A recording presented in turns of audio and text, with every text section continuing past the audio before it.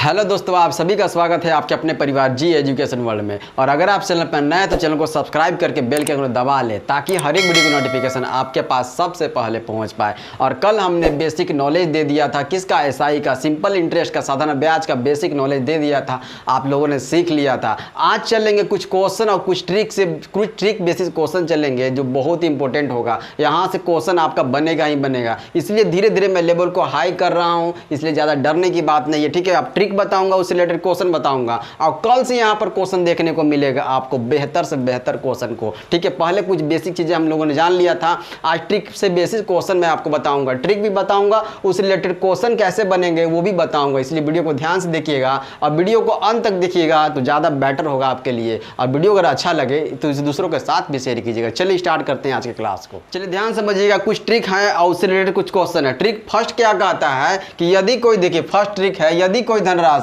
यदि, देखिएगा नोट करके रखिएगा, नोट करके रखिएगा तो बेहतर होगा आपके लिए। यदि कोई धनराशि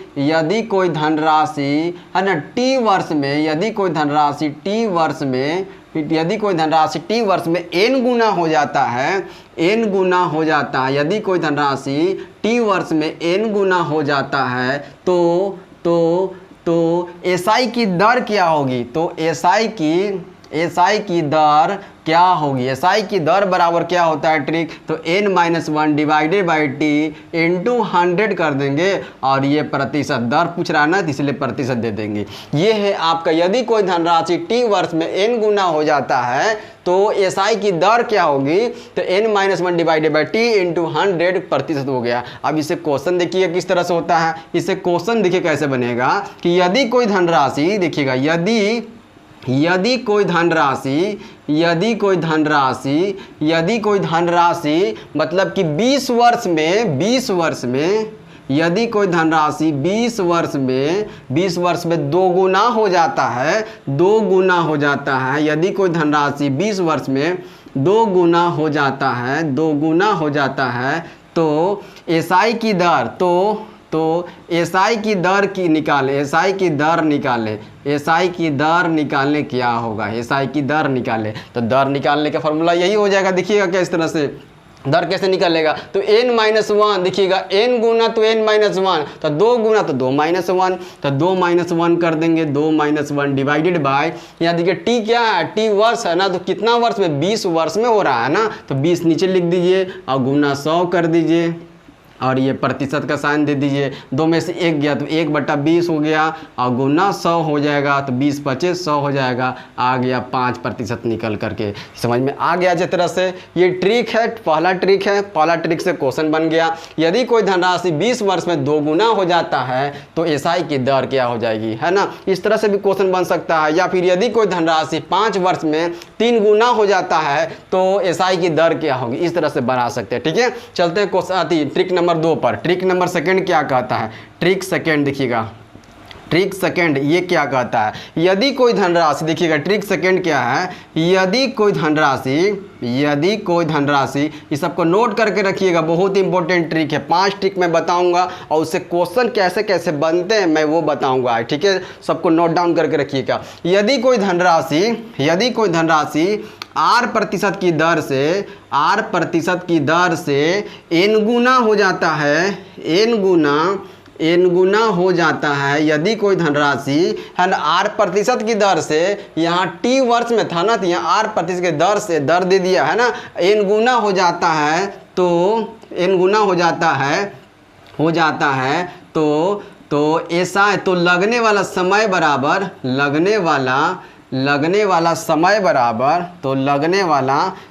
बराबर हो गया क्या, तो n-1 डिवाइडेड बाय क्या, R और गुना 100 और ये आपका वर्ष हो जाएगा। समय पूछ रहा है ना, समय पूछता है तो वर्ष में होता है ना, तो n-1 divided by R into क्या 100 और ये आपका वर्ष हो जाएगा। क्वेश्चन कैसे बनेगा इससे, क्वेश्चन देखिएगा ध्यान से। क्वेश्चन होगा कि यदि कोई धनराशि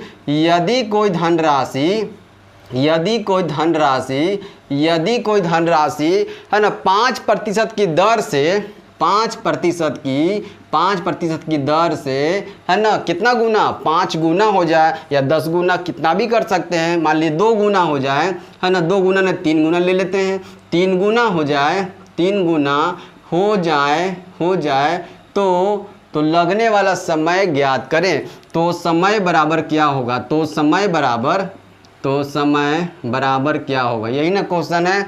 यदि कोई धनराशि 5% की दर से तिगुना हो जाए तो समय क्या हो जाएगा, तो समय बराबर कितना हो जाएगा, तो n-1। देखिएगा n गुना तो n-1, तो ये 3 गुना तो 3-1 कर देंगे, तो 3-1 डिवाइडेड बाई कितना हो जाएगा 5%, तो r कहाँ पर है, नीचे है ना, 5 गुने नीचे लिख देंगे और इंटू 100 कर देंगे। ये 5 से कट गया, 5 से 20 बार में कट गया। अब ये 3 में से 1 गया 2, गुना 20 कर देंगे तो 40 वर्ष आपका आंसर निकल करके आ जाएगा। वर्ष में पूछ रहा है ना, समय कितना लगेगा, 40 वर्ष लगेगा। यदि कोई धनराशि 5% की दर से 3 गुना हो जाए तो समय क्या हो जाएगा, 40 वर्ष हो जाएगा। ये दोनों ट्रिक आपको अच्छी तरह समझ में आ गया होगा, उम्मीद करता हूँ समझ में आ गया होगा और नोट डाउन करके रख लिए होंगे। ठीक है, चलिए देखिएगा ट्रिक थर्ड क्या कहता है। ट्रिक थर्ड जो है देखिएगा, समझिएगा ट्रिक थर्ड क्या कह रहा है। ट्रिक थर्ड जो है कि यदि कोई धनराशि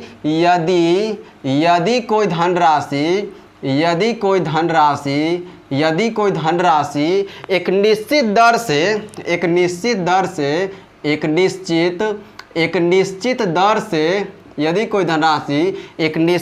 से टी वर्ष में n1 गुना, टी1 वर्ष में n1 गुना तथा T2 वर्ष में n2 गुना हो जाता है। तो समीकरण इसका देखिए कैसे बनेगा, n1 - 1 divided by T1 equal to n2 - 1 divided by T2 हो जाएगा। ये आपका इक्वेशन बनेगा। ठीक है, यदि कोई धनराशि एक निश्चित दर से T1 वर्ष में n1 गुना तथा T2 वर्ष में n2 गुना हो जाता है तो समीकरण क्या बनेगा, n1 - 1 divided by T1 equal to n2 - 1 divided by T2। इससे क्वेश्चन कैसे बनेगा, क्वेश्चन देखिएगा ध्यान से। यदि कोई धनराशि देखिएगा, यदि कोई धनराशि है ना, यदि कोई धनराशि 5 वर्षों में यदि कोई धनराशि 5 वर्षों में 10 गुना हो जाता है, यदि कोई धनराशि 5 वर्षों में 10 गुना हो जाता है तो 20 गुना धनराशि होने के लिए 20 गुना धनराशि होने के लिए कितने वर्ष लगेंगे,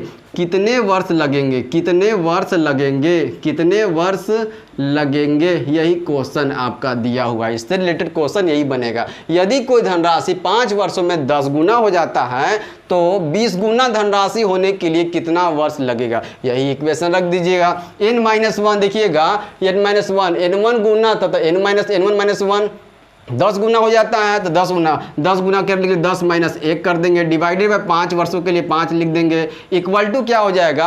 अब n2 - 1 तो n2 दिया हुआ है तो n2 दिया हुआ 20 गुना, तो 20 - 1 कर देंगे, तो 20 - 1 कर देंगे। और T2 निकालना है ना, दूसरा आपका समय निकालना है, इसलिए T2 यहाँ पर रख दीजिए। ठीक है, 10 में से 1 गया कितना हो जाएगा, तो 10 में से 1 गया आपका 9 हो जाएगा, 9/5 बराबर 19/T2 हो जाएगा। अब T2 अब तिरछी गुना कर दीजिए तो 9 गुना T2 हो जाएगा। ये क्या हो जाएगा, 9T2 बराबर है ना 19×5 = 95 हो जाएगा। ठीक है, और यहाँ पर T2 बराबर 95/9 आपका इतना समय इतना वर्ष निकल जाएगा। ठीक है, ये आपका T2 बराबर, इसको काट देंगे तो पॉइंट में भी आपका आ सकता है। ठीक है, लगभग भी दिया सकता है। ठीक है, अब इस तरह का यहाँ पर वर्ष दिया जाएगा कि कट जाएगा। ठीक है, तो मैं एग्जाम्पल खुद से लिया हूँ इसलिए आपका अलग आ गया। ठीक है, पर यह एग्जाम्पल उस तरह से दिया जाएगा आपका क्वेश्चन कि पूरी तरह से ये कट जाएगा। ठीक है, तो उम्मीद करता हूँ समझ में आ गया।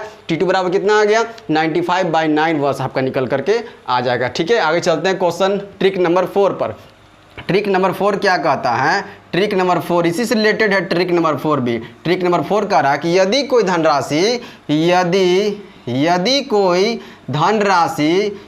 कोई धनराशि है ना एक निश्चित समय में यदि कोई धनराशि एक निश्चित समय में, यदि कोई धनराशि एक निश्चित समय में, है ना, यदि कोई धनराशि एक निश्चित समय में R1% की दर से, R1% की दर से, R1% की दर से, है ना, N1 गुना तथा R2% की दर से, R2% की दर से N2 गुना हो जाता है, तो इसका इक्वेशन क्या बनेगा? इसका इक्वेशन बनेगा N1 - 1 divided by R1 equal to N2 - 1 divided by R2 बनेगा। ये आपका इक्वेशन बनेगा। ठीक है, किस तरह से? यदि कोई धनराशि एक निश्चित समय में R1% की दर से N1 गुना तथा R2% की दर से N2 गुना हो जाता है, तो इसका इक्वेशन क्या बनेगा? N1 - 1 divided by R1 equal to N2 - 1 divided by R2। इससे क्वेश्चन कैसे बनेगा? इससे क्वेश्चन देखिएगा, क्वेश्चन इससे क्या बनेगा? यदि कोई राशि भी लिख सकते हैं, यदि कोई राशि है ना, 5% की दर से, 5% की दर है ना, 5% की दर से कितना गुना कर दें? तो 10 गुना हो जाता है, 10 गुना हो जाता है। तो यदि कोई धनराशि 5% की दर से 10 गुना हो जाता है, तो धनराशि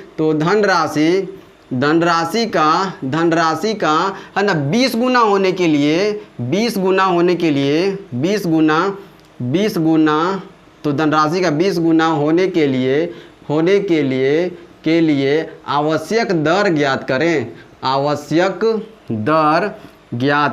आवश्यक दर क्या? ये यही क्वेश्चन है कि यदि कोई राशि 5% की दर से 10 गुना हो जाता है, तो धनराशि का 20 गुना होने के लिए आवश्यक दर क्या होगा? तो वही कर देंगे N1 - 1, तो N1 कितना है? तो 10 है, 10 - 1 कर देंगे तो कितना हो जाएगा? 9 हो जाएगा, डिवाइडेड बाय कितना हो जाएगा? R1 कितना दिया हुआ? 5 दिया हुआ, इक्वल टू N2 - 1, तो N2 - 1 कितना? 20 गुना, तो 20 - 1 कर देंगे तो 19 हो जाएगा, डिवाइडेड बाय, है ना, R2 दिया हुआ, R2 तो निकालने के लिए कह रहा है, तो यही आपका हो जाएगा 9R2 इक्वल टू 19 × 5 हो जाएगा। यहाँ भी R2 इक्वल टू हो जाएगा 19/95/9 आपका ये प्रतिशत निकल जाएगा। ठीक है, सेम टू सेम मैंने लिया था, इसलिए आपका सेम टू सेम यहाँ पर आ गया। यहाँ पर अलग अलग भी करके दिया जा सकता है। ठीक है, तो 5%, यदि कोई धनराशि 5% की दर से 10 गुना हो जाता है, तो धनराशि का 20 गुना होने के लिए आवश्यक दर क्या होगा? तो यहाँ पर क्या कर देंगे? N1 - 1, 10 - 1 9 हो गया, डिवाइडेड बाय R1 5% है, इक्वल टू N2 - 1, तो 20 - 1 कर देंगे तो 19 हो जाएगा, डिवाइडेड बाय R2, तो ये R2 निकालने के लिए कह रहा है, तो ये आपका 63 गुना हो गया। R2 × 9 इक्वल टू 19 × 5 19/95 हो गया। ये R2, ये जो 9 जो है गुना में हो जाएगा तो डिवाइड में हो जाएगा। R2 बराबर कितना हो जाएगा? 1995/9, ये प्रतिशत हो जाएगा, क्योंकि आपका रेट है ना, ये R क्या रेट है, दर है, तो दर प्रतिशत में हो जाएगा। ये आपका R2 बराबर कितना हो जाएगा? R2 बराबर 95/9% आपका निकल करके आ जाएगा। उम्मीद करता हूँ यहाँ तक ले 4 आपका ट्रिक अच्छी तरह समझ में आ गया होगा, आप लोगों ने नोट करके रख लिया होगा। चलते हैं क्वेश्चन नंबर नेक्स्ट पर। चलिए ध्यान समझिएगा, ट्रिक 5 बहुत इंपॉर्टेंट है, ये सबको जानना जरूरी। देखिएगा किस तरह से, यदि P रुपए की धनराशि साधारण ब्याज की दर से T वर्ष में A रुपया हो जाता है, और यदि दर को R1% की दर से घटा या बढ़ा दिया जाए, तो नया मिश्रण क्या होगा? तो नया मिश्रण बराबर हो जाता है A प्लस माइनस यहाँ क्यों किया गया है? अगर बढ़ाने को यहाँ कहेगा, यहाँ पर R1% की दर को बढ़ाने को कहेगा तो प्लस कर देंगे, अगर घटाने को कहेगा तो माइनस कर देंगे। ठीक है, तो A plus minus P Guna R1 × T divided by 100 होता है। अब इससे क्वेश्चन कैसे बनेगा? ध्यान समझिए, क्वेश्चन क्या है? क्वेश्चन कैसे बनेगा कि साधारण ब्याज की दर से 1200 रुपये, साधारण ब्याज की दर से 1200 रुपये 4 साल में 1632 रुपया हो जाता है। ठीक है, 4 साल में 1632 रुपया हो जाता है। उसके बाद क्वेश्चन है कि यदि ब्याज की दर 1% की दर से बढ़ा दिया जाए बढ़ा दिया जाए तो नया मिश्रधन क्या होगा? तो नया मिश्रधन क्या होगा? तो नया मिश्रधन क्या होगा, यही क्वेश्चन है। क्वेश्चन बहुत ही इजी है, आप लोग बन जाएगा, सबसे बन जाएगा। इसी पर ट्रिक पर क्या कर देना, पुट कर देना है। साधारण ब्याज की दर से 1200 रुपये दिया हुआ है आपका प्रिंसिपल। 1200 रुपये 4 साल में 1632 हो जाता है, मतलब ये ए दिया हुआ अमाउंट दिया हुआ है।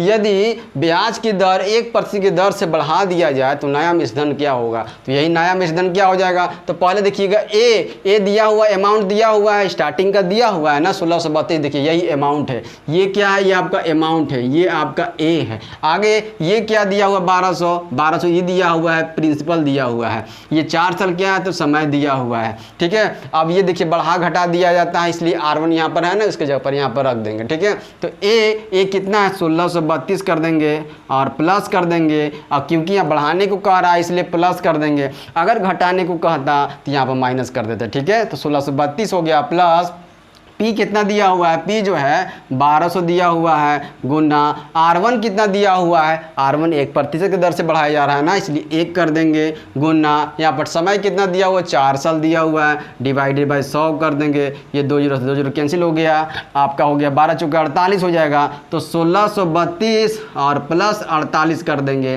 तो 8 2 10 के 0, कैरी 1 हो गया, 4 3 7 और 1 8 हो गया। आपका 1680 निकल करके नया अमाउंट, नया मिश्रधन निकल करके आ गया। इस तरह से क्वेश्चन को किया जा सकता है।